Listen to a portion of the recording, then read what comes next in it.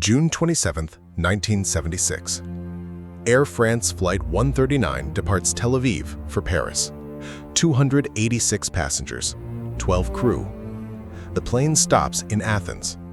In Athens, 4 additional passengers board. 2 Germans, 2 Palestinians. Members of a joint terrorist operation, the Popular Front for the Liberation of Palestine and the German Revolutionary Cells. 1 hour after takeoff from Athens, they stand up.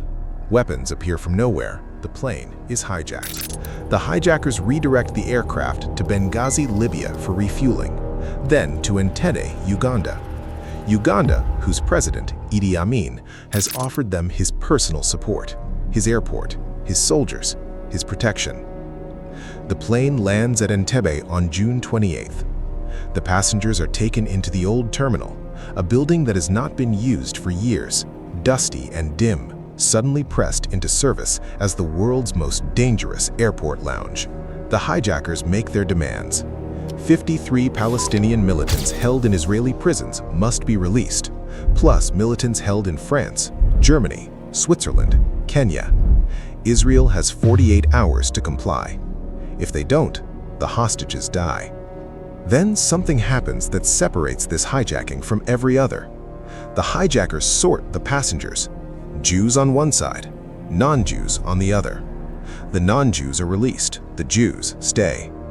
286 passengers become 106. 106 Jewish hostages guarded by terrorists with the full backing of a foreign government. The world watches. Israel does not negotiate with terrorists, but these are not ordinary negotiations. These are 106 lives in a room in Uganda, 4,000 kilometers away. In Tel Aviv, the Mossad begins working before the plane lands. They gather every bit of information available about Entebbe Airport. They locate the original blueprints of the terminal, which an Israeli construction company built in the 1960s. The company still has the original plans for every room, every corridor, every door, and every window. Israel built the building they are now planning to attack. The irony is clear to everyone. Former employees of the construction company are brought in to help.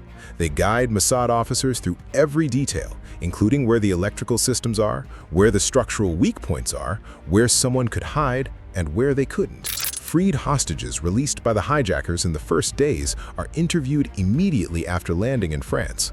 They are debriefed for hours about where the hostages sat, where the guards were positioned, how many there were, what weapons they had, what shifts they worked, and what routines they followed. Every piece of information is fed into a model, a full-scale recreation of the terminal built in a hangar in Israel. This is where the assault team trains, not just once or 10 times, but dozens of times. Their movements become automatic. Every soldier knows exactly where to go without needing instructions. In the dark, in a real terminal, and with 90 minutes on the clock, there is no time for details. Sarah Davidson does not know any of this. She is 4,000 kilometers away, trying to sleep on an airport floor. It needs everything to go right. Everything. One little mistake, and a lot of people will die. 106 people, to be exact. The distance they have to cover is huge, 4,000 kilometers. The Hercules C-130 aircraft can do it, just about. The flight plan is tricky because it goes through airspace. Some countries, like Kenya, might be okay. Sudan is not sure, and Ethiopia is a no-go. The planes will fly south over the Red Sea and down the east coast of Africa. They will stay close to the border, 4 planes flying together. They have to fly to avoid radar and high enough not to crash into the ground. The cover story is a Mercedes limousine, the same kind Idi Amin uses. It was sent to Uganda for this mission. When the first Hercules plane lands, the limousine will drive out. The Ugandan soldiers at the airport will see it, think it is Idi Amin's car arriving at 11 p.m. They will be confused. That is what we are counting on. 2 Land Rovers will follow the Mercedes with soldiers dressed as Ugandan guards. The Mercedes and Land Rovers will drive to the entrance. We have 30 seconds before the Ugandan guards figure out what is going on. That is not a lot of time, 30 seconds. Yonatan Netanyahu knows this. He has a plan. He also has a plan if things do not go right.